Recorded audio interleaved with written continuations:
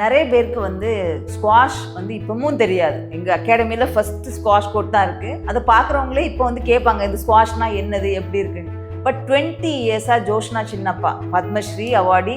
So every கேமில் வந்து ஒரு சிந்து இருக்கிறாங்கங்கிற மாதிரி ஸ்குவாஷில் வந்து அந்த சிந்து வந்து ஜோஷ்னா சின்னப்பா தான். அது ஒன்றுமே இல்லாத ஒரு டைமில் அவங்க ஸ்டார்ட் பண்ணும்போது அவங்களுக்கு ஒரு ரெக்கக்னிஷனே இருக்காது. இப்போவுமே கூட நம்மளை மாதிரி கொஞ்சம் பேருக்கு தான் தெரியும். ஸோ ஸ்டில் 20 இயர்ஸ் அவ்வளோ இன்ஜுரி தாண்டி இன்றைக்கி அவங்க 38 இயர்ஸ் ஓல்டு. அவங்க வந்து இன்னும் ஸ்குவாஷ் விளையாடிட்டு இருக்காங்கங்கிறது ஒரு பிரமிக்கத்தக்க விஷயம். நம்ம நடால், ரோஜர் ஃபெடரர் எல்லாரையுமே சொல்கிறோம், அவங்களும் 30ஸ்ல பர்ஃபார்ம் பண்ணுறாங்க.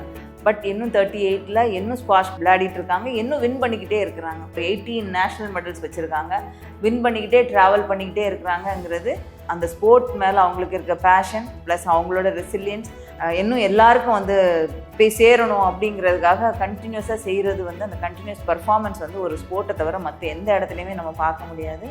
ஸோ அது ஒரு பெரிய இன்ஸ்பிரேஷன். ப்ளஸ் இன்னும் நிறைய பேர் வந்து ஸ்குவாஷை வந்து பிற்காலங்களில், ஏன்னா அவங்க காமன்வெல்த் கேம்லலாம் வின் பண்ணியிருக்காங்க, அதுதான் இன்னும் நிறைய கேர்ள்ஸும் சரி பாய்ஸும் சரி அந்த ஸ்போர்ட் வந்து நம்மளுக்கு ஒரு சக்ஸஸ் கொடுக்கும் அப்படிங்கிற விஷயத்த வந்து அவங்களோட சக்ஸஸ் எல்லாம் நம்ம எல்லாருக்குமே காமிச்சுது.